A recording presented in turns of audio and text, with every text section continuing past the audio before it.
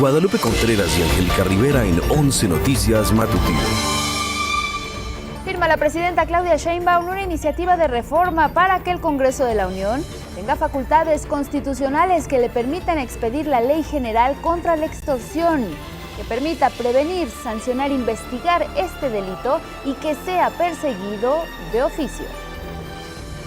Asegura la presidenta Claudia Sheinbaum que las investigaciones para el combate al robo de hidrocarburos se realizarán hasta donde tope y advierte no se protegerá a ningún funcionario público involucrado en casos de huachicol.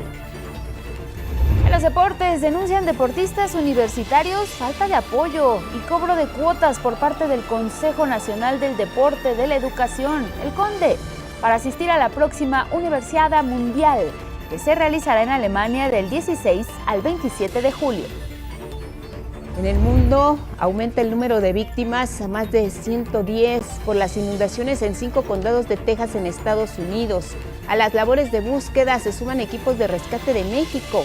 El gobierno federal y el de Querétaro confirman desafortunadamente la muerte del connacional José Olvera y su esposa Alicia Torres. Y en la cultura presenta la Cineteca Nacional en colaboración con la Embajada de Irlanda en México la Semana de Cine Irlandés, en la que se programan 8 películas del 8 al 15 de julio. Con esta muestra también se conmemora el aniversario número 50 del establecimiento de relaciones diplomáticas entre ambos países.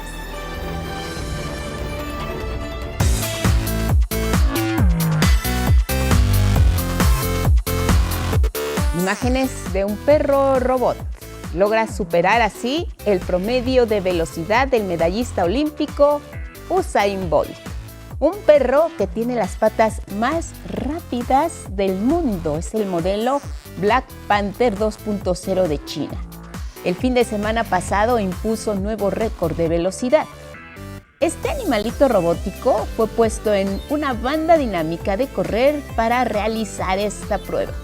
El objetivo, demostrar que podía acercarse a los tiempos de las personas, pero el resultado fue incluso sorprendente porque logró un promedio de 10.3 metros por segundo, superior al del corredor olímpico, al campeón Usain Bolt, que es de 9.58 segundos. Este récord del perro robot fue transmitido en televisión como parte de las competencias mundiales de robots en China.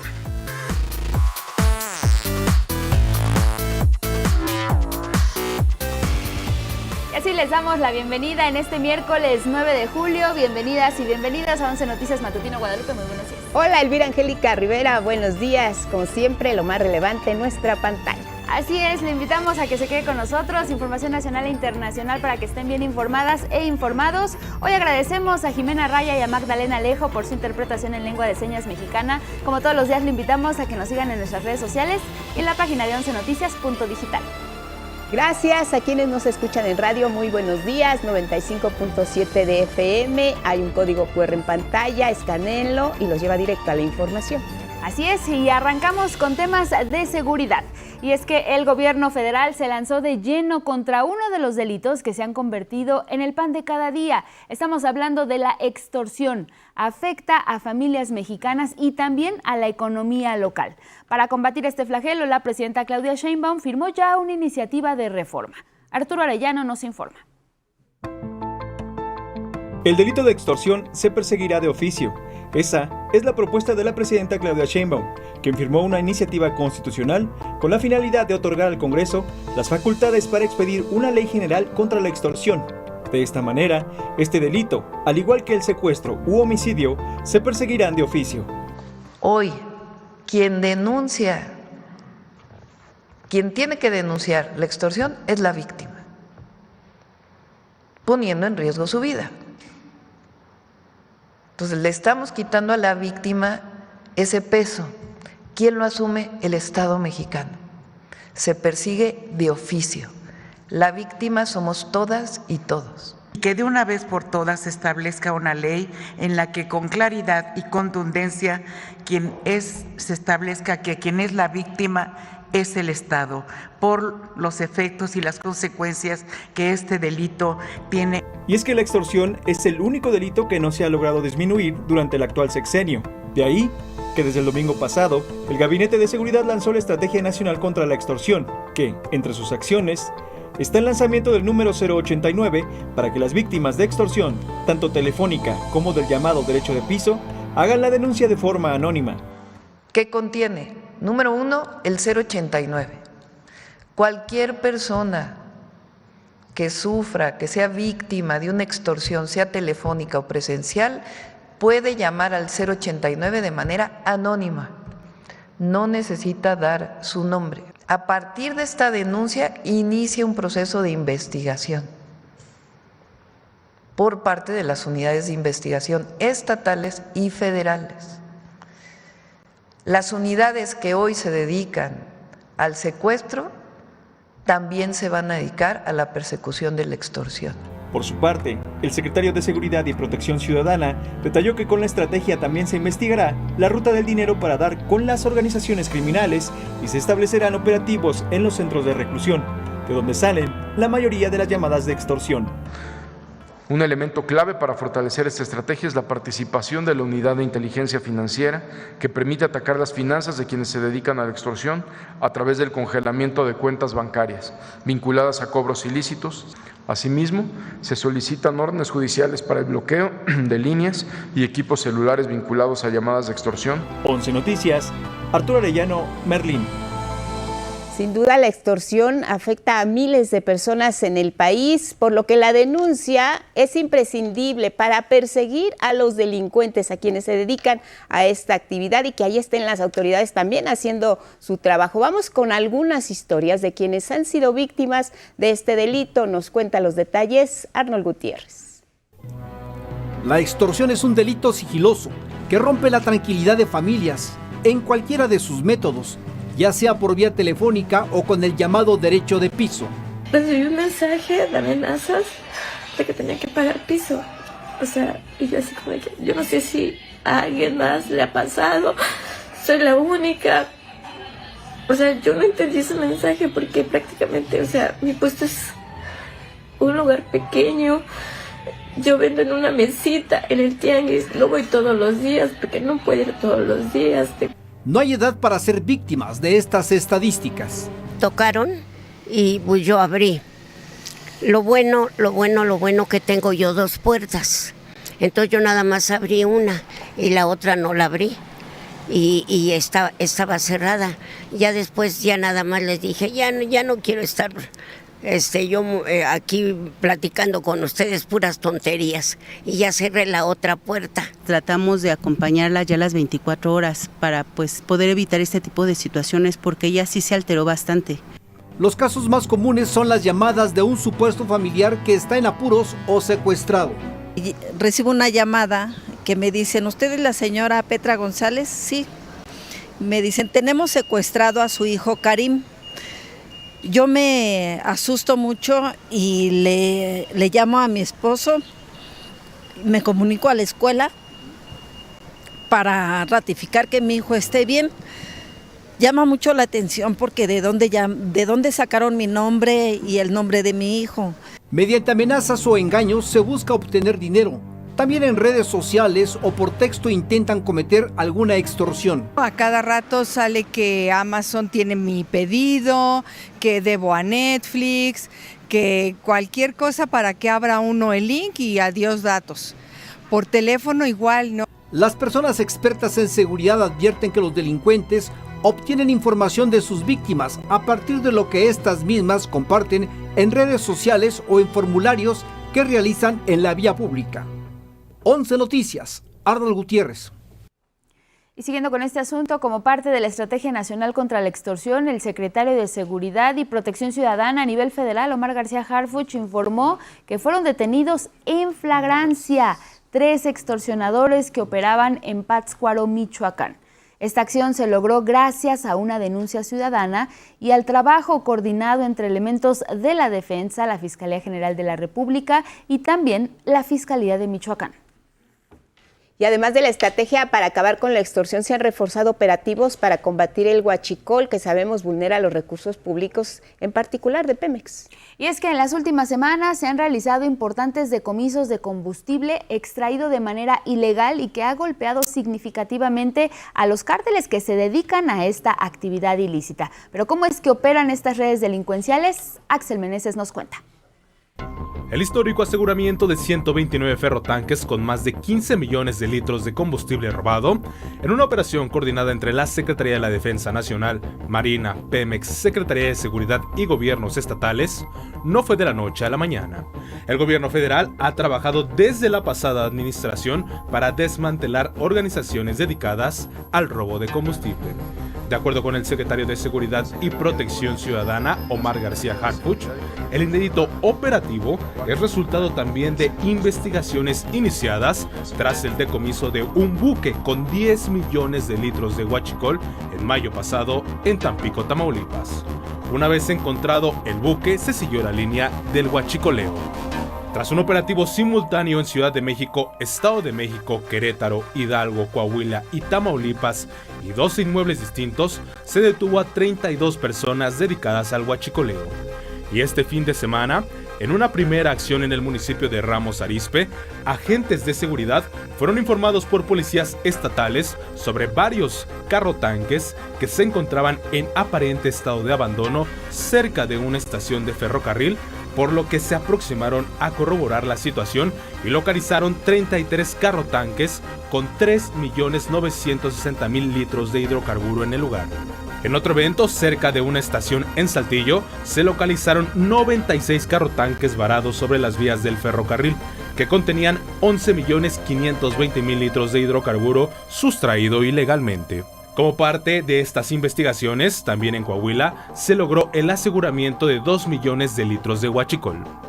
Se aseguraron cerca de 2 millones de litros de hidrocarburo, 20 pipas, 7 bombas, tractocamiones, contenedores y fueron detenidas 11 personas. El secretario de Seguridad, Omar García Harfuch, reveló que la red de robo de combustible es operada en su mayoría por dos grupos del crimen organizado. Están dos cárteles que tienen que ver directamente con el huachicol, que es Cártel Jalisco y el Cártel de Santa Rosa. ¿Cómo se mueve este combustible robado? Mucho se vende en gasolineras mexicanas. La otra parte, de acuerdo con el propio Departamento del Tesoro de Estados Unidos, es contrabandeado del otro lado de la frontera. Los cárteles entregan a intermediarios en México, quienes a su vez lo venden a bajo costo a empresas locales del país vecino como Petróleo Crudo, West Texas Intermediate. Luego, esas empresas locales venden a intermediarios estadounidenses el combustible a través de redes de empresas, incluyendo empresas fachada y fantasma. Transportan el huachicol a la frontera sureste de Estados Unidos en camiones cisterna que reportan llevar aceite usado o gas natural para evitar el escrutinio y evadir impuestos y regulaciones. Finalmente, esas empresas venden el material en refinerías estadounidenses o hasta en Europa. Hoy, la presidenta señaló la importancia de que la estrategia contra el huachicol se enfoque en las redes de distribución. Porque se está trabajando en un mecanismo en donde cada pipa que transporte combustible o cada tanque que vaya en un tren tiene que tener una identificación que diga de dónde salió el combustible, a dónde va el combustible, qué permisos tiene. Todo eso lo vamos a hacer a través de un QR. Y dijo, no habrá protección para nadie que opere las redes de contrabando. Hasta donde tope.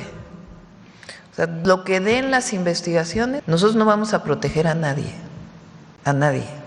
Funcionario público involucrado, pues se tiene que tener la prueba. Si hay otras personas, empresarios, o sea, nosotros queremos erradicar por completo este delito. 11 Noticias, Axel Meneses. Gobierno del presidente López. En más golpes contra el huachicol, una toma clandestina de hidrocarburo fue descubierta en el Parque Agrotecnológico Xonotli, esto es en Guanajuato. La peculiaridad de la toma es que el predio donde fue hallada es propiedad del gobierno del estado, información ya confirmada por el propio secretario de Gobierno Jorge Jiménez Lona. El lugar abarca 20 hectáreas, fueron encontradas 5 cisternas enterradas, alrededor de 40,000 litros de huachicol. En ese punto, la zona ya fue asegurada por las autoridades. Y mire, también este martes se dio a conocer que los homicidios dolosos siguen a la baja. Durante el mes de junio se logró una disminución del 24.5%, esto en comparación con septiembre de 2024, cuando inició la actual administración. El promedio de homicidios diarios pasó de 87 a 66, es decir, 21 homicidios menos al día. Además, durante el primer semestre de este 2025, 25 entidades lograron bajar los índices de este delito en comparación al 2024. Los estados de Zacatecas, Chiapas, Quintana Roo y Tamaulipas registraron una disminución de más del 50%. En tanto, el 54% de los homicidios dolosos se concentraron en 7 estados del país: Sinaloa, Guanajuato, Baja California, Chihuahua, el Estado de México, Michoacán y Guerrero.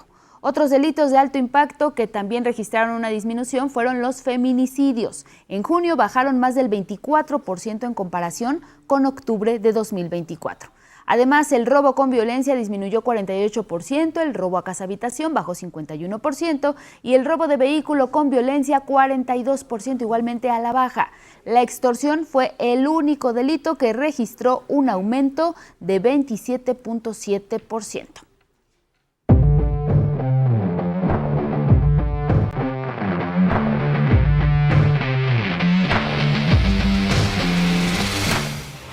Buenos días, Gabriel Sainz, los deportes. Hola, Gabriel. Buenos días, Lupita. Buenos días, Angie. Buenos días a nuestro auditorio. Vamos con la información deportiva. La participación de atletas universitarios mexicanos en la Universidad Mundial 2025 en Alemania está en riesgo, pese a que pagaron 80,000 pesos al Consejo Nacional del Deporte de la Educación para cubrir sus gastos y pasajes aéreos. Unos días antes del evento fueron notificados que no asistirían. Vianey Zárate nos cuenta el porqué. Una nueva crisis sacude al deporte universitario mexicano. A unos días de la Universidad Mundial en Alemania, que arranca el próximo 16 de julio, atletas mexicanos han visto afectada su participación debido a la falta de apoyo por parte del Consejo Nacional del Deporte de la Educación, el CONDE, asociación civil encargada de fomentar y coordinar el deporte en las instituciones de educación superior del país, tanto públicas como privadas.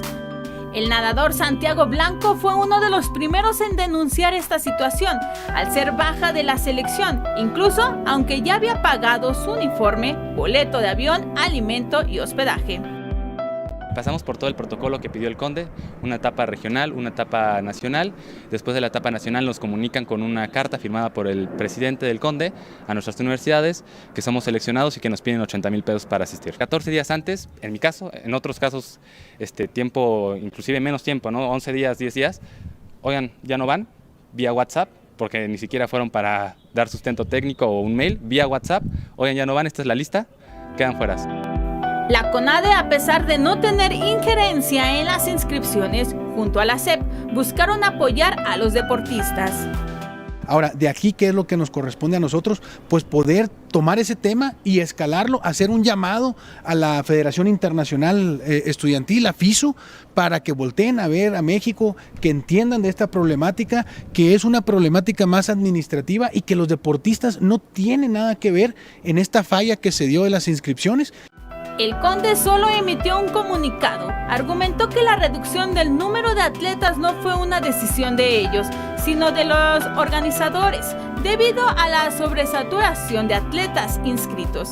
Incluso señaló que no ha recibido apoyo público desde el 2022 y negó haber solicitado 80,000 pesos a los deportistas, pese a señalamientos de atletas que afirman lo contrario, como el documento que aparece en pantalla.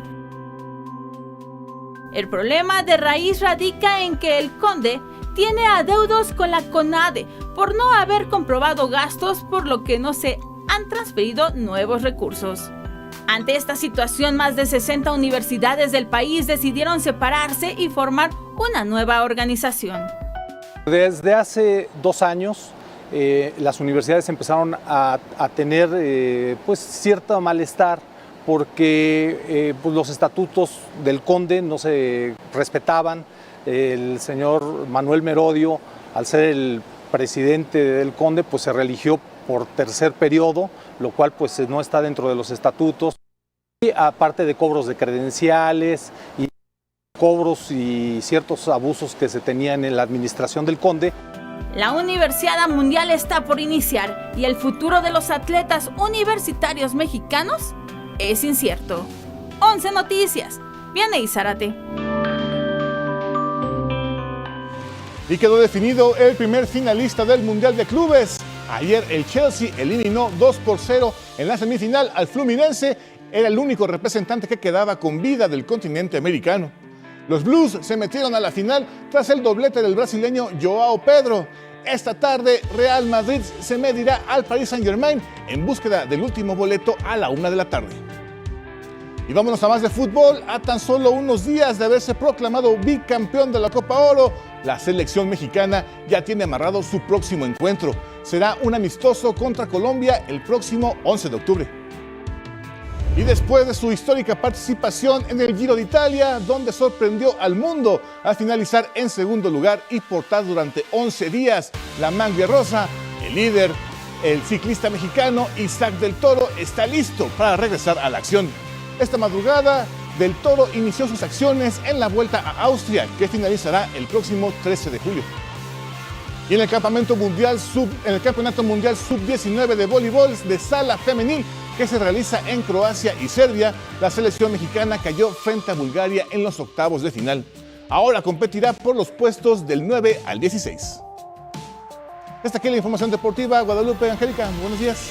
Muchas gracias, Gabo. Nos vamos a la pausa. Regresamos más adelante. Los invitamos a que nos acompañen. Estaremos conversando con la ministra Lenia Batres sobre los retos del Poder Judicial. Así es, y también al regresar les contaremos que la Fiscalía General de la República ya abrió una carpeta contra los supuestos recibos de sobornos por parte del expresidente Enrique Peña Nieto. Volvemos.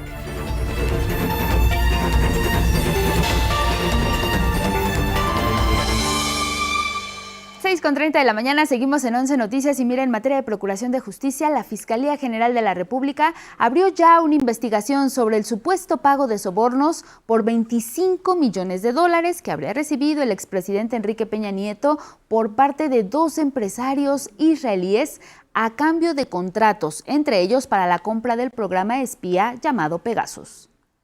Nosotros ya abrimos una carpeta, por supuesto, y vamos a reclamar a las autoridades de Israel que esta información que dieron de carácter mediático la podamos incorporar a una carpeta para poder seguir adelante.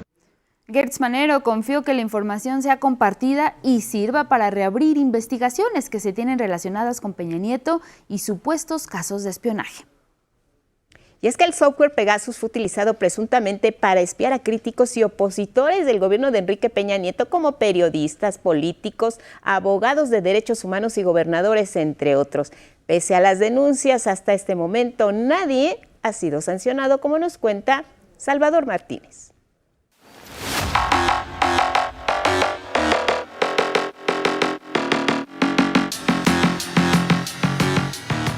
El uso sistemático del software espía Pegasus durante el sexenio de Enrique Peña Nieto e iniciado en el de Felipe Calderón se mantiene como el mayor caso de espionaje en México. Sin embargo, ninguno de los operadores o autores de las escuchas telefónicas ha sido llevado a prisión. El caso Pegasus empieza en México en el 2010, cuando la Secretaría de Defensa Nacional, durante el sexenio de Felipe Calderón, compró esta tecnología de espionaje a una empresa que entonces acababa de abrir en Israel, que se llamaba NSO Group. El periodista investigador de la revista Proceso, Matthew Torlier, señala que, pese a las denuncias reiteradas, Peña Nieto mantuvo este software espía para vigilar a opositores a su gestión. Fue operado principalmente por el CISEN de la Secretaría de Gobernación, encabezada en ese entonces por el priista Miguel Ángel Osorio Chong, y la Agencia de Investigación Criminal de la desaparecida PGR, dirigida por Tomás Herón de Lucio, prófugo de la justicia radicado en Israel. En el sexenio de Peña Nieto, prácticamente todos los militantes de alto nivel de Morena, los hijos del presidente, del expresidente, hasta documentamos que su cardiólogo estuvo espiado porque López Obrador sufrió 2 infartos, entonces en algún momento espiar a su cardiólogo podía traer información valiosa. Entre las víctimas también estuvieron periodistas como Carmen Aristegui y Ricardo Rafael, abogados de derechos humanos, sindicalistas, activistas, ambientalistas y hasta gobernadores. Que México fue no solo el primer cliente de Pegasus en el mundo, sino el mayor usuario. O sea, de una base de datos que tuvimos en aquel entonces de cerca de 50,000 números de teléfono intervenidos a través de Pegasus, más de 15,000 eran de México. Pegasus es un programa que se instala en el teléfono de una víctima y con apretar un vínculo de un mensaje de texto se instala sin que el usuario se dé cuenta. Así, el espía tiene en su sistema acceso vía remota al teléfono de su víctima. Puede rastrear mensajes de textos, la geolocalización en tiempo real, mensajes de WhatsApp, registros de llamadas y a los correos electrónicos. Pero a más de 8 años de que esos casos de espionaje fueran denunciados por organizaciones civiles y medios nacionales e internacionales, Torlier ve pocas expectativas en que se castigue a los responsables, más si se está a la espera de que Israel aporte datos sobre la venta del software a funcionarios de Peña Nieto. Anunciar que vas a pedir información a Israel es como anunciar que tú no vas a hacer nada, porque Israel no te va a dar nada y porque Israel no colabora y menos en estos temas. Salvador Martínez, 11 Noticias. Vámonos con otros temas, y es que luego de 43 días de huelga, trabajadoras y trabajadores del Poder Judicial de la Ciudad de México ya regresaron a sus actividades. Alrededor de las 9 de la mañana de este martes, cerca de 11,000 servidoras y servidores públicos retomaron sus labores en juzgados y tribunales locales, así como en los reclusorios Oriente, Norte, Sur y de Santa Marta, Catitla. Y es que el pasado 5 de julio llegaron a un acuerdo en el que se indica la entrega de un bono extraordinario en el mes de diciembre, la basificación de todo el personal y continuar con las mesas de diálogo para acordar un aumento salarial para el próximo año 2026. Durante este paro se estima que dejaron de realizarse cerca de 1,200 audiencias al día. La jefa de gobierno de la Ciudad de México, Clara Brugada, hizo un llamado a que se atienda cuanto antes este rezago en los casos pendientes.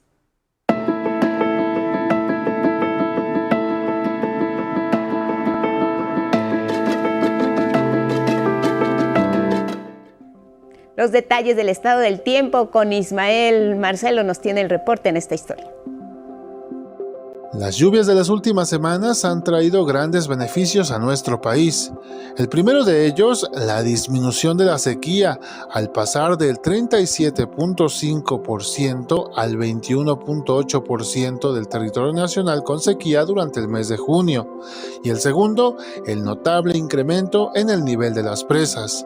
De acuerdo con la Conagua, de las 210 principales presas distribuidas a lo largo y ancho del territorio nacional, 113 se encuentran por arriba del 50% de su capacidad. Y algo importante a mencionar es que con las lluvias que se han presentado en las últimas semanas, se han tenido escurrimientos en las cuencas de aportación de las presas, por lo que el volumen en conjunto de estas 210 presas en conjunto ha tenido un incremento del orden de 1.850 millones de metros cúbicos con respecto a la semana anterior. Esta es una excelente noticia, ya que se cuenta con mayor disponibilidad del vital líquido para la agricultura, ganadería y el consumo humano. Pero también debemos hacer un uso responsable de este recurso y cuidar que no se desperdicie. En cuanto al pronóstico del tiempo, este miércoles esperamos lluvias fuertes e intensas en Sonora y Sinaloa. Sin embargo, en el norte de Baja California y noroeste de Sonora, las temperaturas superarán los 45 grados por la onda de calor que afecta a ambas entidades. También lloverá con descargas eléctricas y posibles granizadas en Durango y Zacatecas, en el sur de Nuevo León y en el oriente de San Luis Potosí. El ambiente será caluroso por la tarde con máximas de 30 a 35 grados. Cielo nublado con fuertes precipitaciones se prevén en Nayarit, Jalisco, Colima y Michoacán. El ambiente será fresco esta mañana y caluroso durante la tarde.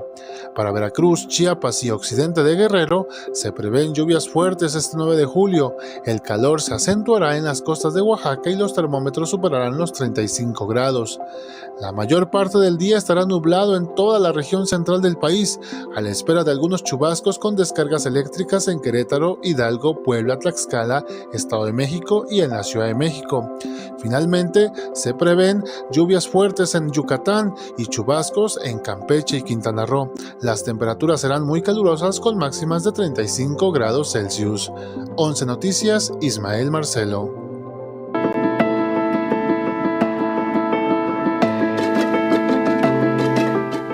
En la capital del país se pondrá en marcha una campaña para concientizar y erradicar actos de xenofobia y discriminación. Se llama R, Historias de Racismo y Resistencia. En esta estrategia de comunicación se va a difundir información sobre los distintos tipos de discriminación y cómo denunciarlos. Los testimonios serán transmitidos por Capital 21 y en los espacios públicos de la Ciudad de México.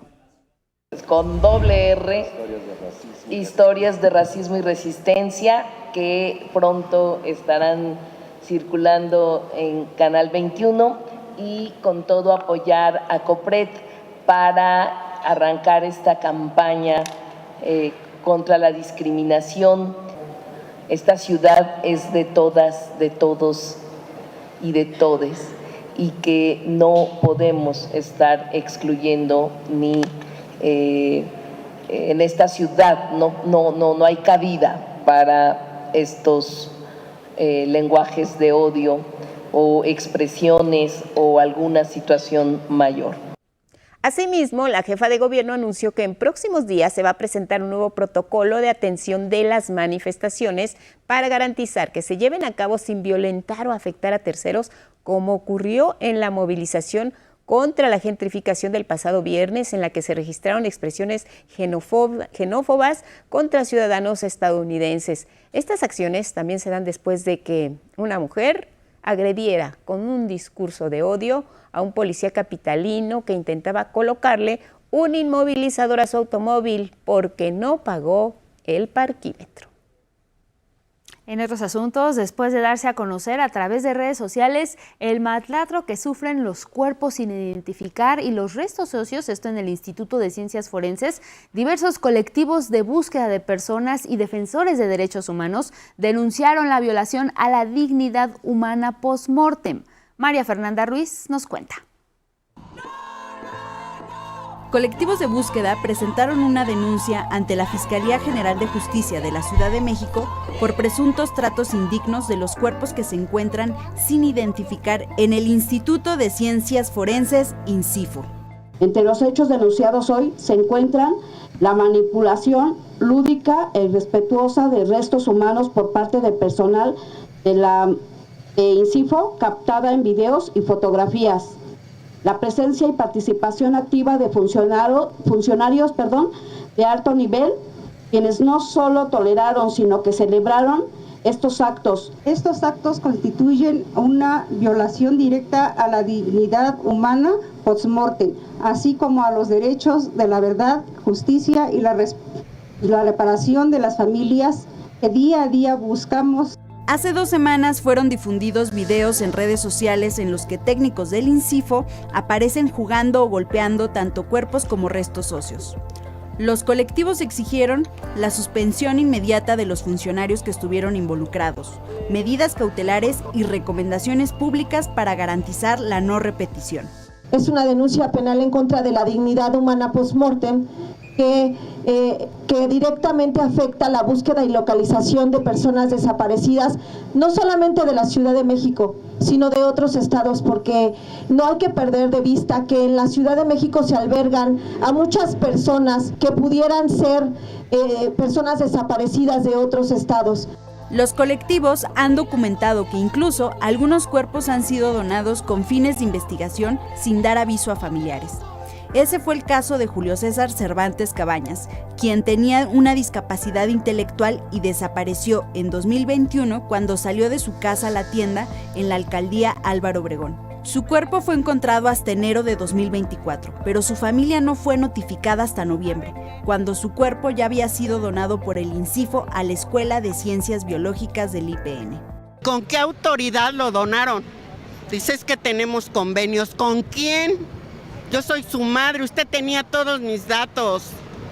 ¿Por qué no me avisaron? Y resulta que no, dice, pues ya lo donamos, dice, y pues dele gracias a Dios que no terminó en la fosa común. Y me lo trajeron al día siguiente, pero tampoco me lo dieron. Tuvieron que pasar 11 días para que me lo dieran de ahí del INCIFO. No se vale. La denuncia penal de los colectivos fue entregada en la Fiscalía de Delitos Cometidos por Servidores Públicos de la Fiscalía Capitalina.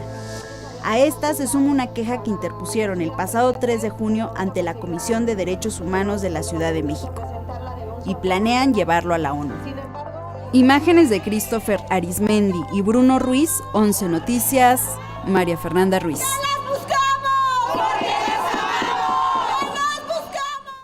Miren, la curbiométrica tiene mucho que ver con este asunto que acabamos de ver de la búsqueda de personas desaparecidas, sobre todo como parte del proceso de identificación y lo que está haciendo nuestro país, la transformación digital. Hubo una ley recién aprobada, la Ley General de Población, y ahora todos tendremos que tener la curbiométrica, un documento nacional de identidad obligatorio que justamente va a servir para identificar a personas, o como en el caso del Instituto de Ciencias Forenses de Ciudad Juárez, Chihuahua, el que conocemos recientemente, quienes han fallecido y no se tienen datos de quiénes son, a diferencia de la versión tradicional que todos y todas conocemos. La nueva CURP va a integrar datos muy importantes. ¿De qué estamos hablando? ¿Cuáles son esos datos que va a contener?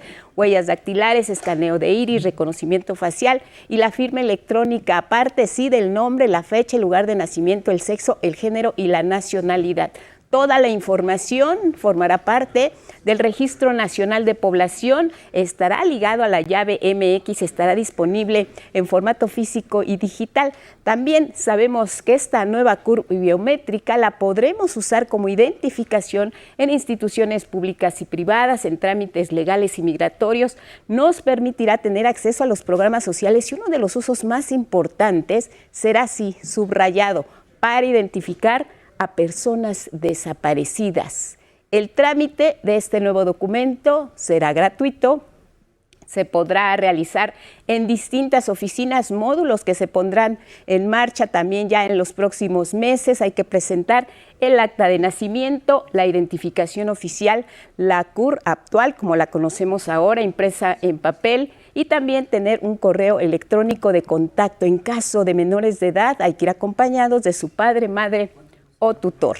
Además, la CURP biométrica busca también combatir lo que se conoce como el robo de identidad, reforzar así la seguridad en los procesos administrativos y tener un registro más exacto de la población. Hasta el momento, Gobernación no ha definido fechas oficiales. Sabemos que ya el próximo año 2026 podría entrar en vigor este trámite. Sin embargo, hay versiones que van a entrar tanto como forma piloto en la Ciudad de México, en el Estado de México y en algunos municipios también de Veracruz. Así que hay que tener a la mano toda la documentación necesaria para la CURP biométrica.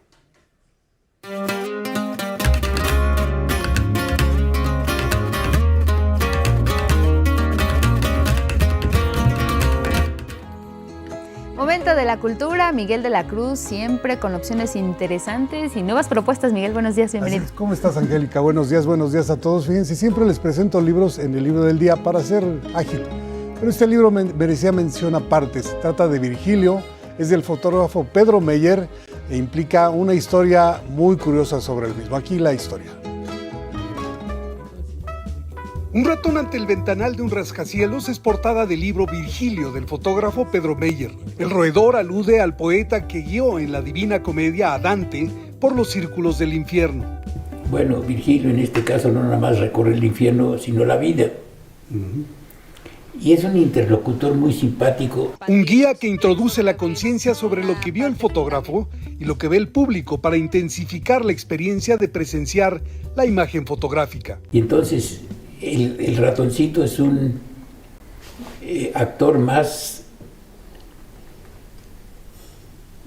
a manera de la física cuántica. Ese ratón procede de la infancia de Pedro Meyer.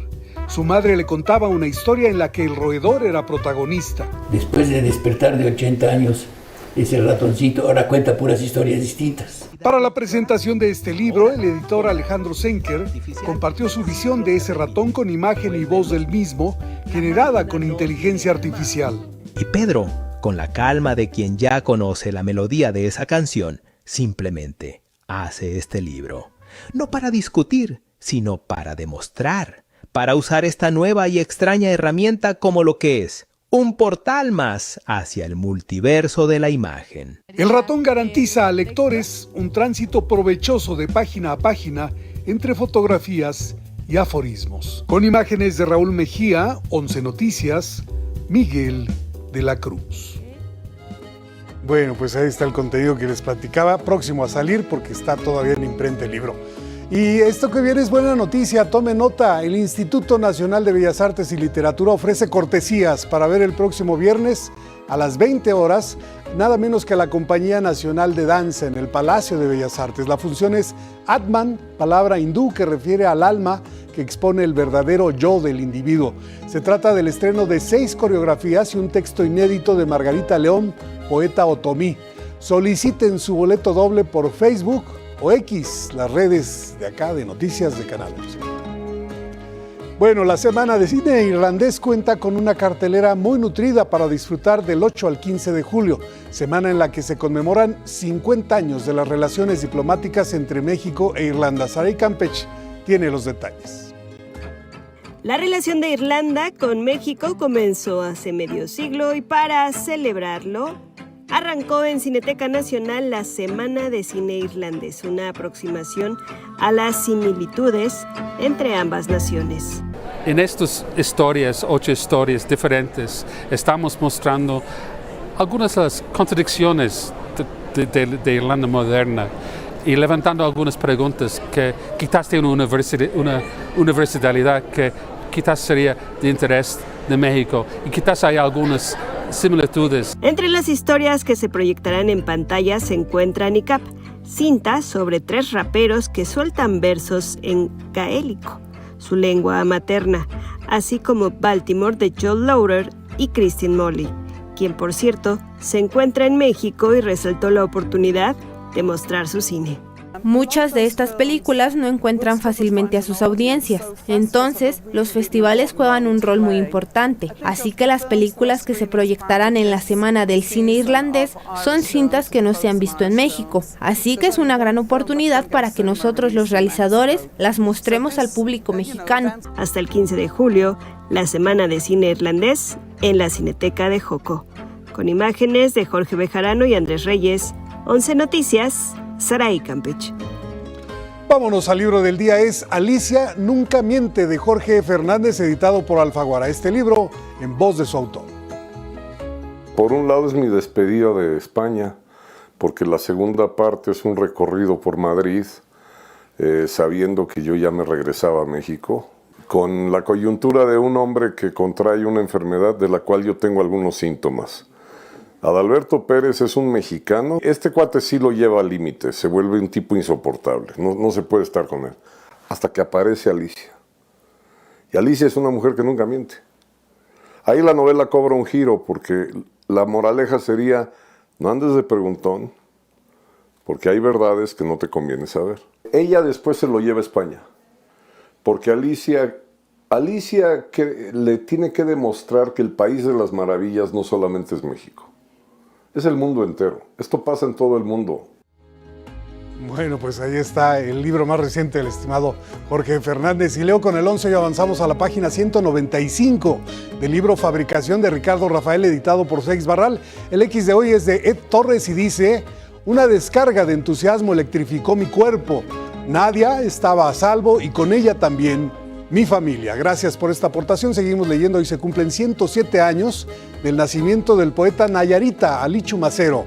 En su honor, el poema del día, El pensamiento olvidado, que en alguna parte dice: pensar en tu mirada y en mi olvido, dejando el pensamiento dilatado a través de tus ojos anegado de su mismo vivir con tu sentido. Quien lo solicite lo comparto completo por X, @Miguel D, solo la D, L.A. Cruz. Hasta aquí, Cultura.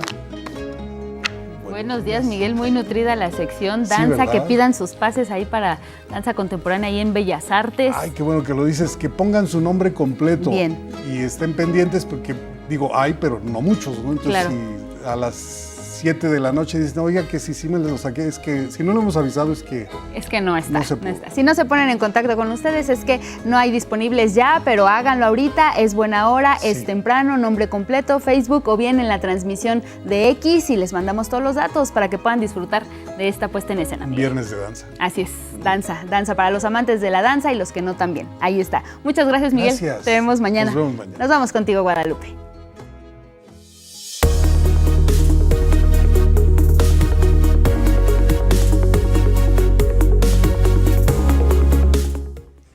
A las 6:54 en la hora del centro, vámonos con nuestro portal y las planas de algunos diarios de circulación nacional. Ya sabe que en nuestro portal encuentra la información que necesita saber, actualizada minuto a minuto en la palma de su mano, todo lo que usted quiere para hacer su día bien informado. La relación México, Estados Unidos y Canadá es nuestro micrositio actualizado también con los temas del día, la mañanera del pueblo, nuestra frase del día, nuestro micrositio de entretenimiento y todos nuestros espacios se transmiten en vivo y en tiempo real. Vámonos a revisar las planas de los diarios. Iniciamos esta mañana con Excelsior. Nota principal: perseguirán de oficio las extorsiones. Ayer en Palacio Nacional se dieron más detalles. La presidenta ya envió la iniciativa. Los diputados tendrán bajo su resguardo ya el desglose de esta iniciativa. Baja histórica de homicidios, también un dato dado a conocer en la mañanera del pueblo, el más bajo desde el año 2016. Esto es fundamental.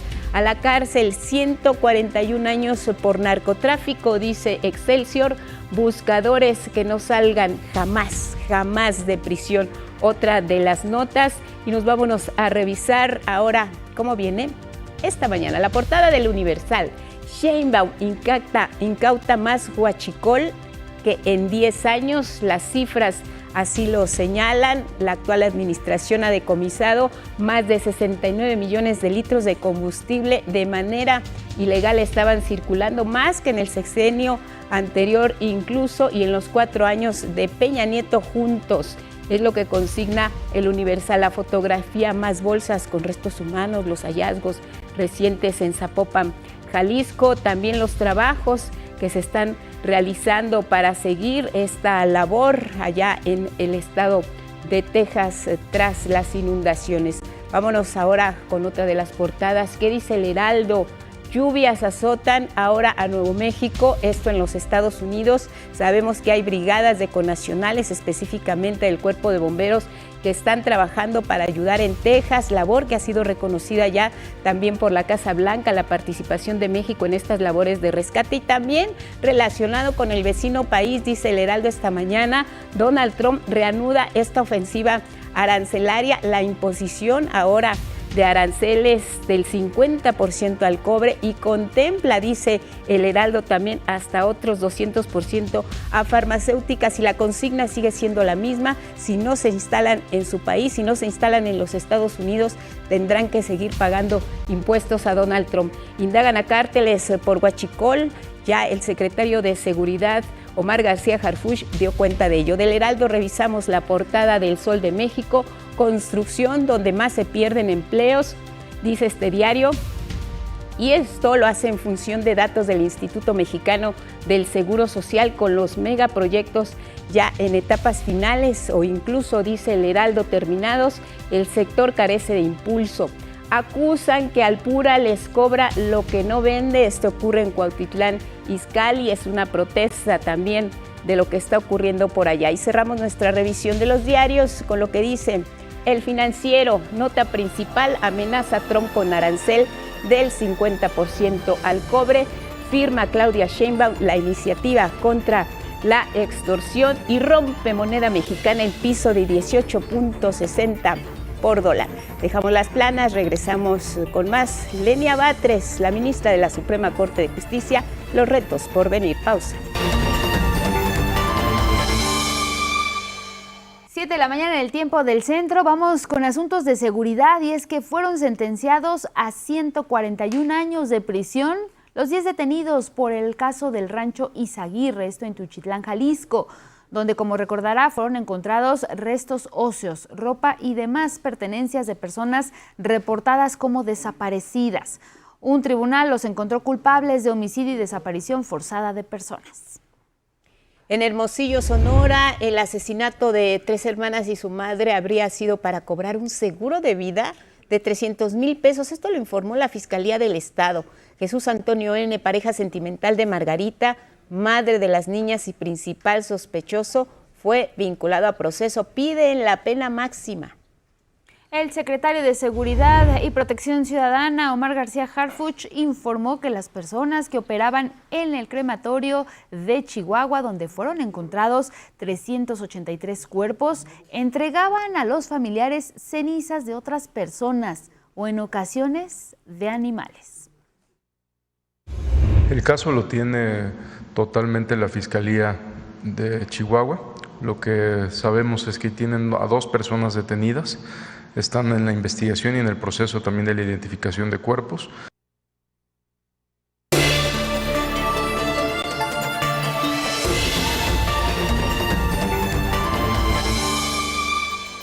Ya regresamos para hablar de ciencia. ¿Cómo estás, Carlos?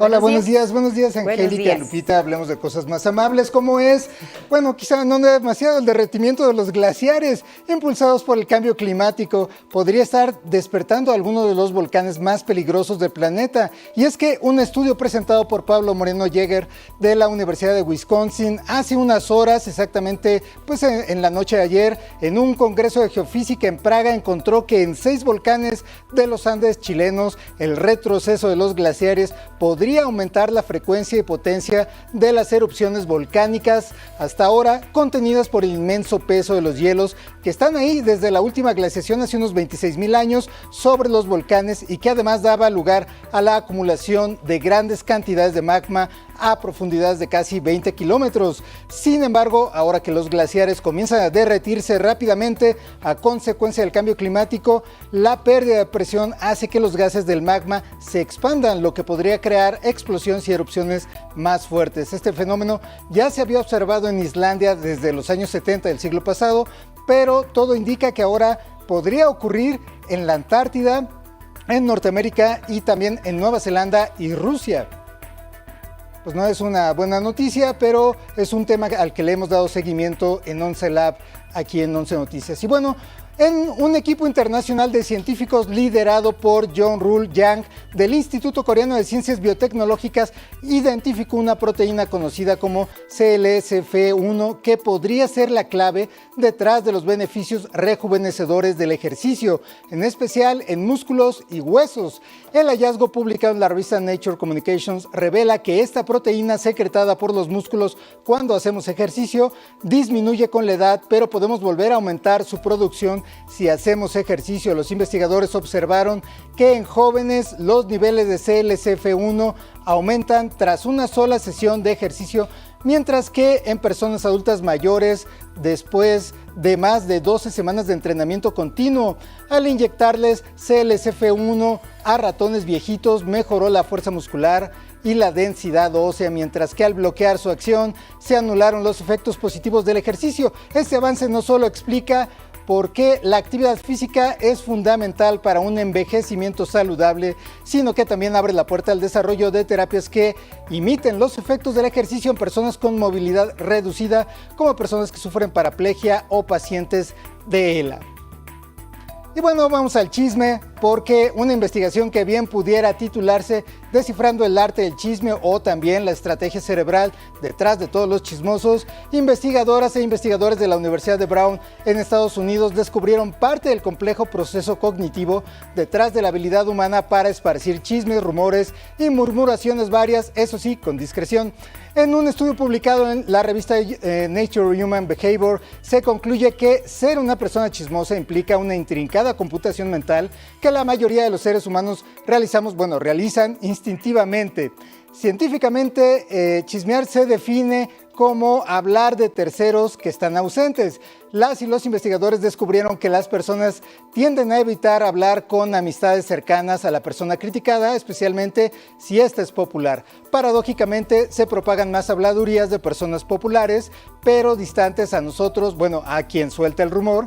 De acuerdo con Oriel Fieldman Hall, coautora del estudio, la lógica es que la información se difunda ampliamente sin que la o el involucrado se entere de inmediato, y la investigación sugiere que esta capacidad de andar destruyendo reputaciones con discreción se basa en el llamado mapeo cognitivo, un proceso mental donde el cerebro construye un mapa de los vínculos sociales a partir de interacciones diarias, lo que se asemeja al efecto de los algoritmos que impulsan el contenido viral en redes sociales. Este mismo grupo académico ya había descubierto que al dormir se reproducen recuerdos de interacciones sociales y se construye un mapa mental de las mismas. Bueno, si a usted ya lo cacharon organizando estos mapas mentales y tiene estas capacidades comunicativas, pues no se preocupe, sáquele provecho y hágase periodista. Y esto fue todo en la información de 11 Lab matutino para el día de hoy. Pase usted un buen día. Bueno, ¿por dónde seguimos el tema? ¿Por el chisme o los glaciares? Tú decides. Pues no sé, el chisme me parece bastante interesante. Pero ¿no? ¿estás sugiriendo que los periodistas somos chismosas y no, chismosos? No, para nada. No, es solo material de investigación que recopilamos y luego difundimos. Alguien decía que éramos chismosos profesionales. Claro, pero además lo que dices es todo un arte. O sea, sí tiene uno que tener la mente muy despierta, muy abierta para, digamos, elucubrar, construir todo lo que tiene que ver con un entorno como el que nos acabas de contar, ¿no? No necesariamente, sí otras investigaciones sobre este fenómeno. Se supone que generan un vínculo entre distintas personas y en este caso esta investigación lo que permite conocer es cómo el cerebro humano puede establecer estas relaciones sobre las cuales va a generar o a soltar los rumores. Bueno. Ahora bien, está estigmatizado este asunto del chisme. Sin embargo, si nos apegamos un poco a lo que tiene que ver con difundir información, no necesariamente tiene que ser falsa, ni necesariamente tiene que ser en contra de alguien, sino simplemente actualizar, ¿no? No necesariamente. Sí se sabe, como lo mencionábamos, que genera vínculos sociales fuertes, es decir, se forma una comunidad alrededor de una comunidad chismosa, ¿no? También a lo largo de la historia se ha considerado que es una fuente maligna para destruir reputaciones. Lo dijimos en broma, pero sí, muchas culturas lo consideran como algo que debe ser contenido, ¿no? Precisamente porque puede causar un gran mal, ¿no? Pero finalmente sí también es parte de la estructura de comunicación social que tenemos todos los seres humanos, sobre la cual se construyen muchas otras cosas como el periodismo, la psicología, las confesiones religiosas, las comunidades de cierto tipo. Sobre esa base neurológica están armadas. Oye, y todo empezó con esta cuestión de vecino a vecino, ¿no? De que salías con tu vecina, ya están ahí las vecinas chismosas o las comadritas chismosas, pero mira, cómo van avanzando pues las cosas, que te das cuenta de que hasta es motivo de estudio científico para llegar a estas conclusiones, ¿no? Solo evitar la difusión de información falsa, ¿no, Carlos? Eso sería muy importante, ¿no? La parte negativa. Perfecto. Bien. Carlos, interesante. Mañana hablamos de otros temas. Mañana hablamos de otros menos cosas. Chismosos o quizás menos sí. Chismes. Ya sabremos. Gracias. Muchas gracias, Carlos. Gracias, Carlos. Seguimos con más.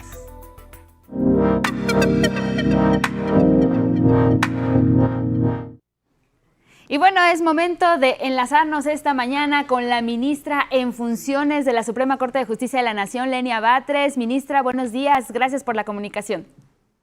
¿Qué tal? Muy buenos días, Angélica, Guadalupe. Gracias, ministra. Pues importante mantener esta conversación con usted porque, bueno, se acerca el 1 de septiembre, ya está transcurriendo un proceso donde fueron elegidos y elegidas pues los integrantes de la nueva Suprema Corte de Justicia de la Nación y de otros tantos cargos en el Poder Judicial. Un paso histórico, un momento clave en la historia de nuestro país. ¿Cómo viene la Suprema Corte, ministra? ¿Cuáles son los retos que va a enfrentar a partir de este 1 de septiembre? Sabemos que se han pronunciado porque sea una Suprema Corte de Justicia más cercana al pueblo. ¿Cómo lograr esto? Y sobre todo, ministra, ¿cómo garantizar el acceso a la justicia para mexicanas y mexicanos? Bueno, ya empieza a plantearse varias ideas. Yo particularmente he comentado que el tema del acceso a la justicia tiene que ver fundamentalmente con el problema del Ministerio Público cuando se trata de la materia penal. Ya hay afortunadamente anuncios previos de que se va a discutir una posible reforma, pero tiene que ver sobre todo con esta posibilidad de que la gente pueda presentar sus casos ante los juzgados. Tenemos un primer freno que es la posibilidad de que tengan abogadas o abogados, y también por eso hemos planteado que el asunto de las defensorías públicas a nivel estatal y a nivel federal pues es fundamental. A nivel federal pertenece la Defensoría Pública al Poder Judicial. A nivel estatal pertenece fundamentalmente a los gobiernos de los estados, pero indistintamente de dónde se encuentra, es muy importante reivindicar y restituir las defensorías, porque en algunos casos están sumamente abandonadas y sí necesita la gente pues abogadas, abogados, necesita forzosamente abogado o abogada para presentar juicios, sí, o para presentarse ante un juzgado, pero necesita además abogadas y abogados íntegros que no abandonen los casos, que los estudien, que defiendan o que ayuden a las personas a presentarse en demandas o en denuncias pues de manera muy solvente. Y un segundo tema pues es cómo respondemos ya propiamente los jueces. Ahí es fundamental que tengamos, yo creo que dos aptitudes. Una, la posibilidad de entender los contextos sociales en los que se presenta cada uno de los asuntos, y dos, pues es también muy importante que tengamos capacidad para mirar el estatus, sobre todo tener capacidad de observar la desigualdad entre las partes, sobre todo la desigualdad social, porque si no, no proveemos propiamente justicia. Entonces creo que todo esto es parte del tema del acceso a la justicia. Claro, ministra, buenos días. Usted tiene la posibilidad hoy de cerrar una etapa de la Suprema Corte de Justicia y va a iniciar otra también muy importante, una corte electa por el pueblo. ¿Cómo hacer que ahora los integrantes de la nueva Suprema Corte de Justicia sigan con este mandato popular a raíz de la elección, sin caer en los extremos, ministra, sin ser una corte muy populista, sin ser una corte que pierda la imparcialidad, porque la reforma también se va a concretar con el actuar de cada uno de los integrantes de la nueva corte? Ese compromiso principal, ¿cuál sería, ministra Lenia Batres? Yo creo que es muy importante no perder de vista lo que podríamos llamar el sentido común de la justicia. Creo que todas tenemos un sentido común. Hay una concepción moral de la justicia, sí, que podría decirse que es compartida por las y los mexicanos y que atraviesa fundamentalmente por esta capacidad de ser solidarios fundamentalmente, o más aún con las personas más vulnerables. Claro. Entonces creo que eso es muy importante. Ahora, a veces la ley no le da la razón a la persona más vulnerable.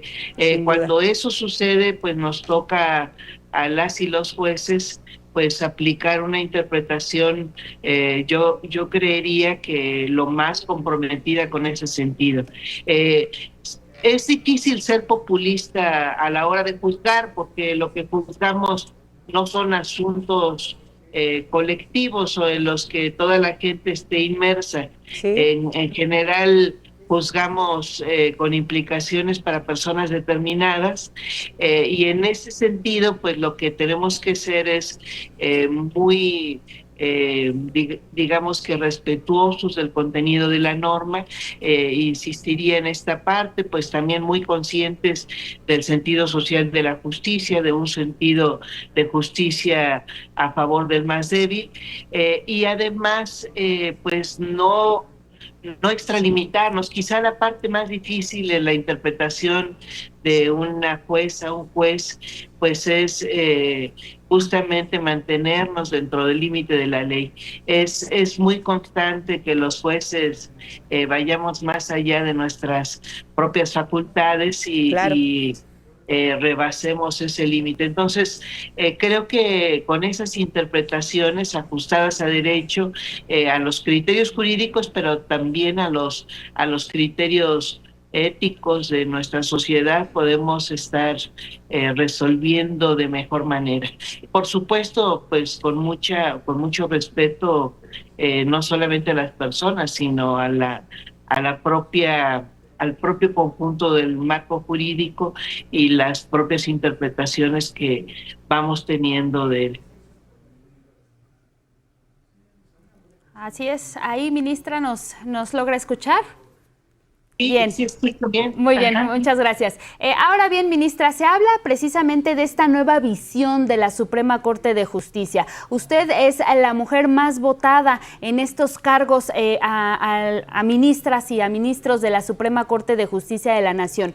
¿Cómo garantizar en esta nueva visión de la Suprema Corte, cómo garantizar también la rendición de cuentas por parte de quienes ya fueron electos y electas por parte de la ciudadanía? Sabemos que anteriormente pues no se rendían cuentas al pueblo de México, particularmente en lo que se refiere al Poder Judicial. Estamos entrando a una nueva etapa. ¿Cómo garantizar que la Suprema Corte de Justicia sí lo haga en esta ocasión? Bueno, viene un conjunto ya de obligaciones de transparencia que no teníamos. En primer lugar, vamos a tener sesiones públicas ya obligatoriamente. Desaparecen las salas, el 95% de los asuntos que veía la Corte hasta ahorita se veían en sesiones secretas o cerradas de salas. Ya ahora el 100% de los asuntos van a ser resueltos en pleno de la Corte de manera pública. Entonces hay un reto de transparencia muy fuerte porque ya no vamos a explicar los asuntos, sino que pueden ser directamente vistos por quien esté interesado en seguir las sesiones de la Corte. Yo creo que esta es una primera forma de transparencia y por lo tanto de escrutinio público, y enseguida pues la rendición de cuentas pues se hace todavía más fácil por un lado, pero como parte de un reto que efectivamente no se ha tenido hasta ahora. Por supuesto que vamos a estar teniendo que informar a la gente ya como Suprema Corte, y además pues vamos a tener ya responsabilidades también de nuestros asuntos de manera personal, que justamente hasta ahora por tratarse de este tipo de sesiones pues no se asumía. Entonces creo que toda esta parte es fundamental. La transparencia es una condición de la propia democracia. Si la gente no está informada de lo que hacen los servidores públicos, pues es difícil que los puedan calificar. Claro. Entonces, pues ahora vamos a estar sometidos a este escrutinio público. Ministra Lenia Batres, por último, me gustaría preguntarle, en la agenda está este asunto de los temas fiscales, ¿cómo va el curso? ¿En qué va? ¿Qué le corresponde cerrar a esta Corte actual y qué le corresponde a la nueva Suprema Corte a partir de septiembre? Sí, bueno, hay materialmente creo que mucho interés en entrar de otra forma a los asuntos, que eso es muy importante. Claro. Una parte fundamental de la que se habla ahora es de la justicia social, que no ha entrado propiamente al Poder Judicial, porque nuestro Poder Judicial resuelve mucho los temas de manera individual. Y otro es el tema justamente del asunto fiscal. Entonces estamos revisándolo, ya hemos incluso hecho varias manifestaciones, varios de los ministros electos. Creo que hay un compromiso grande que se empieza a mostrar ya alrededor de atender este tema de manera muy responsable. En muchos países el tema fiscal es una materia muy limitada de controversia en los juzgados, porque se asume que no es un derecho, sino una obligación, y al tratarse de una obligación, pues es difícil que haya intervención e interpretación constitucional. Entonces, yo creo que una forma pues responsable de irlo abordando es justamente estudiar qué tipo de casos y de manera muy excepcional deben llegar, sobre todo a la Suprema Corte, que tiene pues como misión resolver la constitucionalidad de los actos o estudiar la constitucionalidad de las controversias que se nos presentan. Entonces, si estamos revisando juicios individuales, como es el juicio de amparo, nosotros revisamos la última instancia del juicio de amparo y son juicios individuales. Bueno, yo creo que la manera más correcta de interpretar el derecho fiscal es que sea una manera de intervención muy excepcional en la Corte. Entonces, pues vamos a estarlo platicando y yo creo que sí se vislumbran pues nuevas formas de asumir este tema.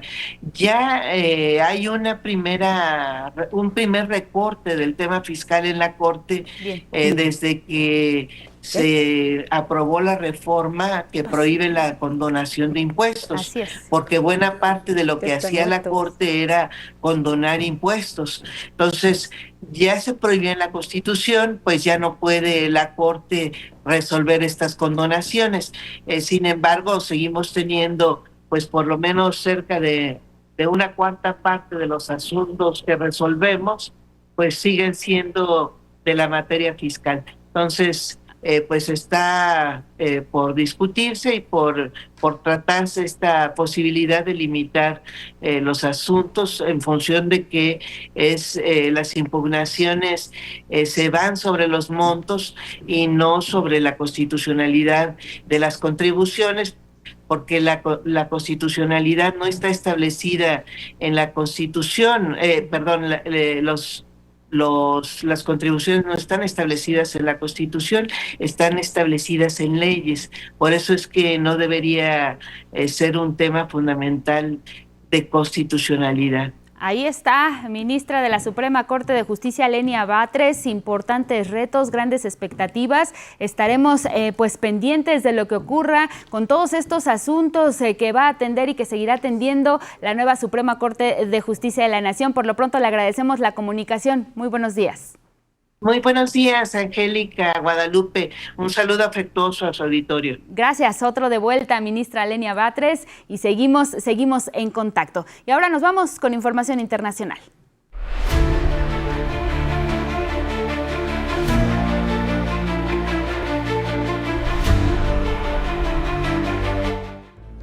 Vamos al mundo en Texas, donde las inundaciones han cobrado hasta el momento la vida de 109 personas y producido la desaparición de 161 que son buscadas, sí, por rescatistas. Y ahí hay mexicanos. La presidenta Claudia Sheinbaum confirmó desafortunadamente la muerte de un connacional y autoridades de Querétaro también han dado a conocer que una connacional que había sido reportada como desaparecida fue desafortunadamente encontrada. Falleció. Teníamos una en carácter desaparecida todavía hoy por la mañana, ya se encontró hace algunas horas, ya Protección Civil del Estado ya iba en camino, entonces ya el cuerpo ya lo tiene la familia y la estarán velando allá en Austin, Texas. La presidenta Sheinbaum reconoció el apoyo de los bomberos de Coahuila que están ahí en el terreno participando en labores de rescate en Texas. Son los bomberos de Acuña y también la Fundación 911.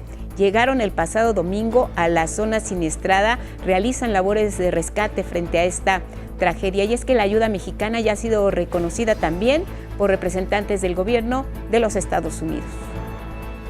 Durante este tiempo nos conmueven los muchos países del mundo que han expresado sus condolencias. Estamos agradecidos con nuestros socios regionales, incluidos nuestros amigos y vecinos en México, quienes generosamente han enviado valientes bomberos y miembros de sus equipos de rescate acuático de Protección Civil para apoyar los esfuerzos de búsqueda y rescate en Kerrville, Texas. Al mismo tiempo, el embajador de Estados Unidos en México, Ronald Johnson, también agradeció a la presidenta Claudia Sheinbaum por su solidaridad y a los equipos de mexicanos que están ayudando a salvar vidas allá en Texas. Mientras tanto, ahora en Nuevo México, también frontera con nuestro país, hay alerta por las intensas lluvias que han provocado el desbordamiento del río Ruidoso. Ha causado inundaciones repentinas, arrasando todo a su paso. Oh my gosh. Oh my God. Oh my God. ¿Y qué dice ahora el Servicio Meteorológico de Albuquerque, Nuevo México? Ha reportado que este río subió 6 metros tan solo la tarde de ayer. Recordemos que el año pasado su nivel máximo fue de 4.8 metros. Los connacionales que lamentablemente fallecieron allá en Texas pertenecían a la familia Olvera. Fueron buscados por sus vecinos y sus amigos durante varias horas. A continuación, les compartimos su historia. Los trabajos de búsqueda de sobrevivientes no cesan en Texas. Cada día, de entre los escombros, son rescatadas nuevas víctimas de la creciente que inundó más de 5 condados en ese estado de la Unión Americana. Macedonio Olvera, miembro de una familia mexicana, viajó desde Oklahoma tras enterarse de la muerte de su padre en el condado de Kerr. Mis hermanos, mis hermanas, mis hermanos y amigos, amistades de la familia, ayudando a buscarlos. Ellos la encontraron aquí cerca de la casa. Había otro río pequeño que pasaba por un lado y él lo encontraron ahí. Si solamente lo encontraron, creo que nada más le miraban uno de los pies y había tal vez alguna rama cubriéndolo.